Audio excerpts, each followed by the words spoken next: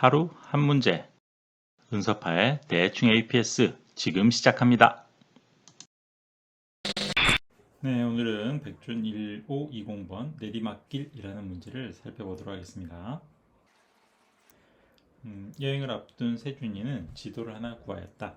이 지도는 아래 그림과 같이 직사각형 모양이며 여러 칸으로 나뉘어져 있다. 한 칸은 한 지점을 나타내는데 각 칸에는 각 그 지점의 높이가 쓰여 있으며 각 지점 사이의 이동은 지도에서 상하 좌우 이웃한 곳끼리만 가능하다. 네, 사방 탐색할 거고요. 현재 제일 왼쪽 위칸이 나타내는 지점에 있는 세준이는 제일 왼쪽 위칸, 여기가 지금 출발점인 거죠. 제일 오른쪽 아래 칸이 나타내는 지점으로 가려고 한다. 여기가 목적지예요. 그런데 가능한 힘을 적게 들이고 싶어서 항상 높이가 더 낮은 지점으로만 이동한다. 여기가 주의해야 될 부분이죠. 가능한 힘을 적게 들이고 싶어서 항상 높이가 더 낮은 지점으로만 이동한다. 그래서 위와 같은 지도에서는 다음과 같은 세 가지 경로가 가능하다. 50에서 이렇게 가는 경로 하나, 그리고 이렇게 가는 경로 하나, 이렇게 가는 경로 하나, 세 가지 경로가 가능하네요. 지도가 주어질 때 이와 같이 제일 왼쪽 위 지점에서 출발하여 출발 지점이 고정되어 있죠. 제일 왼쪽 위에서 출발하고 제일 오른쪽 아래 지점까지 이동할 거래요. 그때 항상 내리막길로만 이동하는 경로의 수를 구하는 프로그램을 작성하시오. 첫째 줄에는 지도의 세로 크기 m과 세로를 m 그리고 가로의 길이 n 이 빈 칸을 사이에 두고 주어진다. 그 다음 줄에 m개의 줄에 걸쳐서 n개씩 위에서부터 차례로 각 지점의 높이가 빈 칸을 사이에 두고 주어지고 m과 n은 각각 500 이하의 자연수이고 각 지점의 높이는 10,000 이하의 자연수이다. 첫째 줄에 이동 가능한 경로의 수 h를 출력하고 모든 입력에 대해서 h는 10억 이하의 음이 아닌 정수이다. 자, 이 문제는 어떻게 접근해 보면 될까요? 자, 1번. 얼른 봐서 이제 그래프를 이용한 완탄 문제로 보여요. 자, 다 해보려면 시간 내 처리가 가능한지 우리가 생각을 해봐야 되겠죠. 자, 이것의 경우의 수는 어떻게 될까요? 자, 예를 들어서 숫자가 이렇게 되어 있다고 생각해 보도록 하겠습니다. 여기가 30, 20, 15, 14, 13 이렇게 되어 있다고 생각해 볼게요. 그러면 만약에 30이라는 지점에서 아래쪽으로 떨어졌다면 이제 20으로 왔을 텐데 20에서 갈 수 있는 경우의 수는 몇 개인가요? 오른쪽 갈 수 있죠? 아래도 갈 수 있죠? 왼쪽으로 갈 수 있죠? 왜냐면 내리막이니까. 그러면 한 지점당 몇 개예요? 1점당 이동 가능은 3개죠. 그리고 가로, 세로가 각각 500개씩 있다고 했으니까 현재 이 맵에서 발생할 수 있는 경우의 수는 대략 생각해보면 3에 500 곱하기 500승이 되겠죠. 네, 그게 얼마라고요? 네, 사실 정확한 얼마인지는 궁금하지 않고 진짜 크다 라고 생각해 볼 수 있겠죠. 시간 내에 완탐하기는 어렵겠다. 자, 그러면 완탐이 안 된다면 두 번째 다른 생각을 해봐야죠. 먼저 DP로 한번 접근할 수 있는지 한번 생각해 볼까요? 자, DP로 어떤 문제를 풀 수 있다라고 하면은 두 가지 조건을 만족시켜야 되죠. 자, overlapping subproblem 그래서 겹치는 작은 문제. 그래서 큰 문제를 점점 쪼개 나갔을 때도 계속 작은 문제로 쪼개 나갔을 때도 동일한 양상을 유지하느냐. 두 번째는 옵티멀 서브스트럭처. 작은 문제의 답이 큰 문제를 해결할 때도 계속 재사용이 되느냐. 두 가지 조건을 만족시켜야 되는데, 자, 왼쪽에 있는 그림을 다시 한번 살펴보면, 자, 여기서 큰 문제는 여기 있는 왼쪽 위에서부터 오른쪽 아래에 있는 점까지 가는 게 큰 문제죠. 자, 이 문제를 해결하기 위해서 작은 문제를 생각해 보면 이런 문제 한번 생각해 보자는 거죠. 그 문제의 크기를 일씩 줄여보면, 자, 요 지점에서 요 지점까지 어떻게 가는 이동 경로의 개수가 되겠죠. 좀 더 작게 생각을 해보면, 네, 요 지점에서 오른쪽 아래까지 가는 경우의 수가 될 거예요. 그래서 큰 문제를 작은 문제로 쪼갰을 때도 역시 동일한 방식으로 적용이 되겠죠. 오버래핑 서브 프로블럼을 만족시키고 있습니다. 자, 두 번째, 옵티멀 서브 스트럭처를 만족시키고 있느냐. 자, 만약에 이렇게 가는 경로상에서 20에서 10으로 가는 경로를 하나를 찾았다고 생각해 보죠.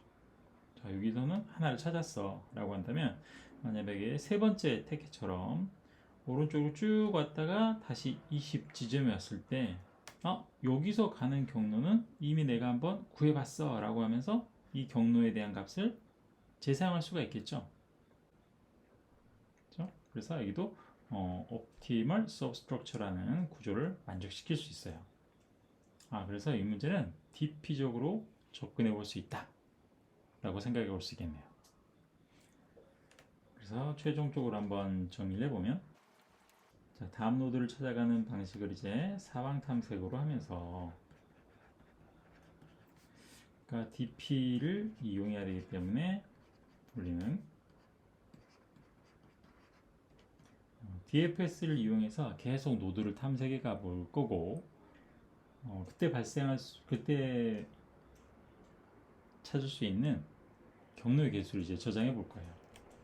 그래서 메모를 뭐라고 정의해 보냐면, 메모의 I, J는 R-1, C-1에 도달하는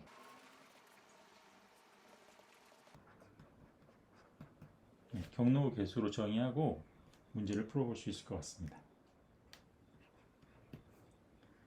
자, 그리고 메모 배열을 초기화하는 방법에 대해서 좀 고민을 해보면, 일단 디폴트로 가져가는 값이 있겠죠. 기저 조건으로 쓸 수 있는 거. 메모에 R-1에 C-1은 이게 목적지잖아요. 목적지에서 목적지로 가는 방법은 당연히 한 가지가 있겠죠. 그리고 나머지 컬럼들은 -1로 초기화를 해주면 될 것 같아요. 그리고 어떤 지점에 도달하면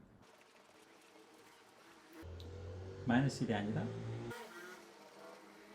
즉 어떤 -1이 아니라는 것은 방문의 흔적이 있다는 거죠. 그거를 재사용하기로 했죠. 재사용하기로 했고, 그렇지 않다면, 즉 -1이라면 다시 탐색을 해봐야 되는 거죠. 그렇다면 0으로 만든 다음에 0으로 초기화하고 사방 탐색,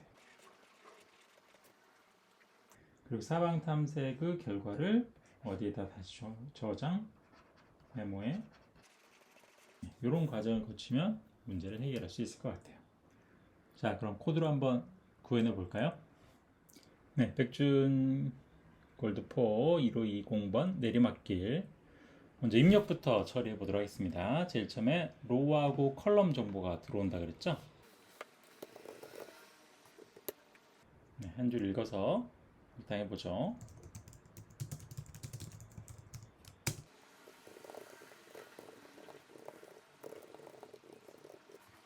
네, 그리고 맵에 대한 정보가 들어오고 있습니다. 맵.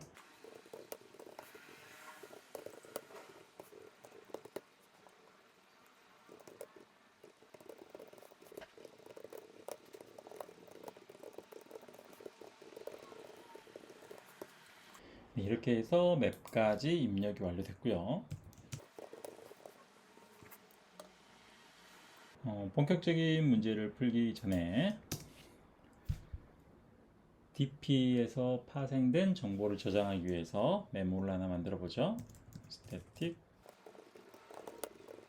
자, 우리 메모, 이 DP를 사용할 때는 이 메모 배열에다가 무엇을 저장할지를 명확히 명시해 놓고 작업을 하시는 게 덜 헷갈리죠.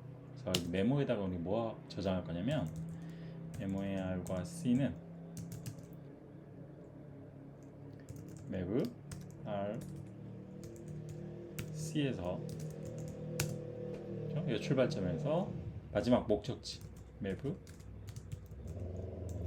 R-1 C-1에 도달하는 경우의 수를 의미한다 라고 정의해주고,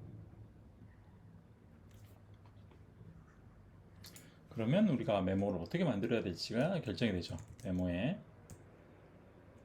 크기는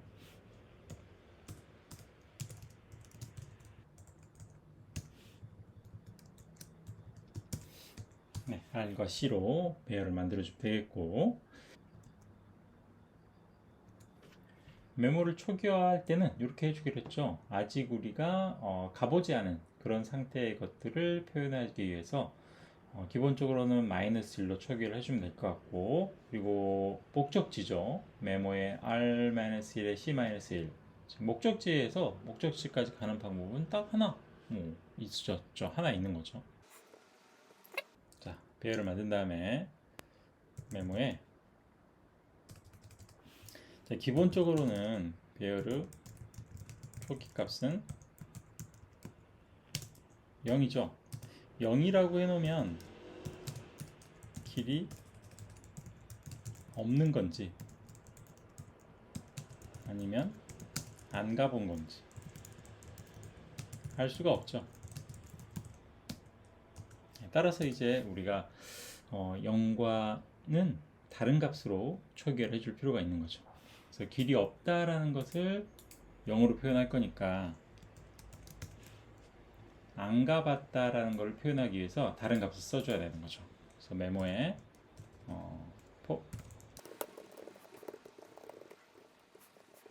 그래서 일단은 -1로 초기화를 해주고, 그리고 일정의 기조 조건으로 메모에 R-1에 C-1 같은 경우에는 0이다, 1이다. 네, 안 움직이는 한 가지 방법이 있겠죠. 자, 이렇게 배열을 초기화해 놓고, 그리고 이제 우리가 사방 탐색을 통해서 정답을 찾아보자 라고 하는 거죠.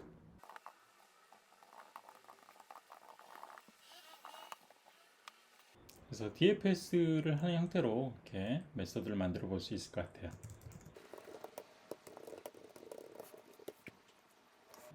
자, 제일 처음 할 일은 메모의 활용이죠. 어떤 상태라면, 만약에 메모에다 물어봤더니, 메모에 R과 C를 물어봤더니 이게 -1이 아니래요. 이 말은 무슨 말이었어요?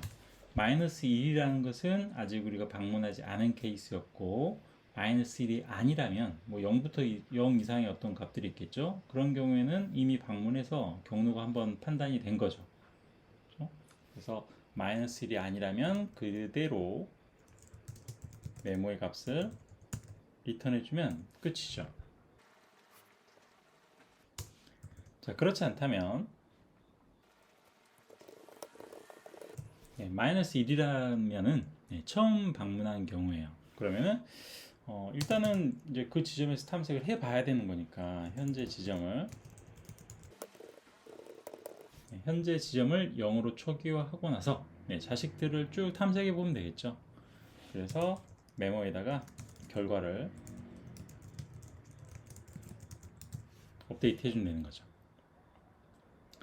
그래서 일단은 내가 탐색하려는 이 지점을 초기화합니다. 메모에 R에 C는 뭐 빵개일 수 있죠. 안 가봤으니까. 그리고 가봅니다. 자, 가볼 때 이제 사방 탐색으로 가봐야 되겠죠. 델타스 배열을 만들어서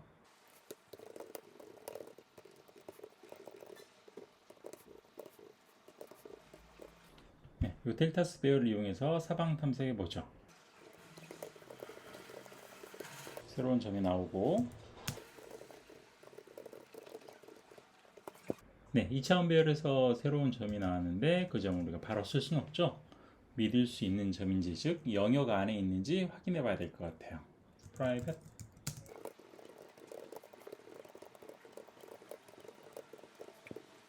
그래서 만약에 범위 안에 있고 내리막이라면 가보자 가 되는 거죠.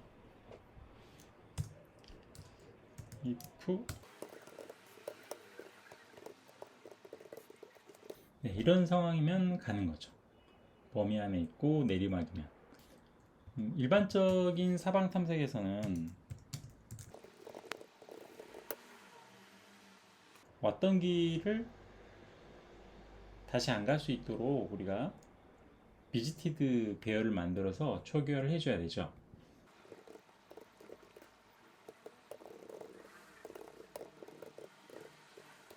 하지만 여기서는 어때요? 무조건 내리막으로만 가는 거죠. 그래서 내가 현재 어떤 지점에 왔다는 것은 내 이전 지점이 오르막이라는 거잖아요. 우리는 내리막으로만 계속 이동해야 될 거니까 다시 한번 오르막으로 올라갈 리는 없다는 거죠. 따라서 별도의 방문 처리를 하지 않아도 계속 왔던 길을 다시 가는 그런 일들은 존재하지 않아요. 그래서 별도의 비지티드 배열은 비지티드 처리는 필요가 없을 것 같고요. 자, 이런 경우에는 간다. 자, 가면 간다라는 것은 find nr하고 nc를 통해서 이제 다음 점을 쭉 탐색을 해보겠죠. 그리고 그런 탐색의 결과가 다 어디로 합쳐지는 거죠. 메모에 r과 c에다가 그런 자식들에 대한 탐색의 결과가 계속 누적이 되는 거죠. 네, 그렇게 해서 배열이 다 만들어졌을 거고, 내가 알고 싶은 것은 메모에 그래서 R과 C 다 만들어진 R과 C를 알고 싶다.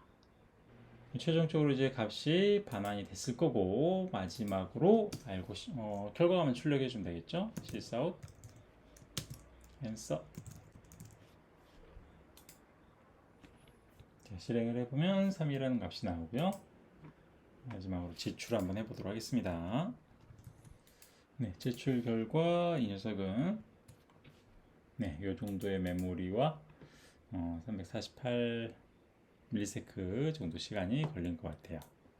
그래서 문제 링크는 여기를 참조하시면 되겠고, 카테고리적으로는 DP 문제였죠. DP 문제였고, 그리고 사방 탐색. 사방 탐색을 하는데 약간 DFS적으로 적인 사방 탐색이 있었던 것 같습니다. 네, 이렇게 해서 백준 1520번 내리막길이라는 문제를 살펴봤습니다. 수고하셨습니다.